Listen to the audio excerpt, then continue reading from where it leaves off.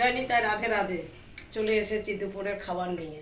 আজকে দুপুরের খাবার এমন করেছি, এই যে সাদা সিম নিয়ে এসেছিলাম নবদ্বীপ থেকে। এই সাদা সিম চচ্চড়ি করেছি, নারকেল বাটা দিয়েছি আর ধনিয়া পাতার বাটা দিয়ে শীতে। কিন্তু সিমগুলো এত টেস্ট, এত মিষ্টি, বড়ি দিয়ে বানিয়েছে সিম চচ্চড়ি।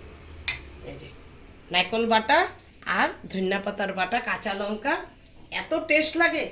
আর যদি সর্ষা খান, 2-4টা সর্ষা দিলেই হবে। আমি সর্ষা দিইনি, আমি নারকেল দিয়ে আর ধনিয়া পাতার বাটা দিয়ে করেছি, কাঁচা লঙ্কা দিয়ে।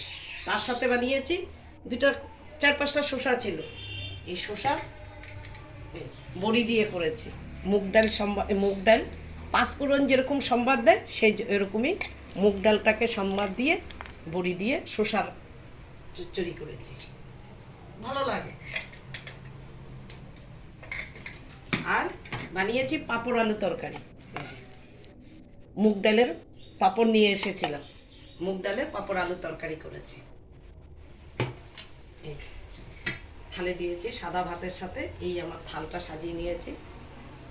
কেমন হয়েছে লাইক করবে, শেয়ার করবে, কমেন্টস করবে, আর বেল বাটনটা একটু টিপ দিয়ে দিও। জয়নিতাই রাধে রাধে।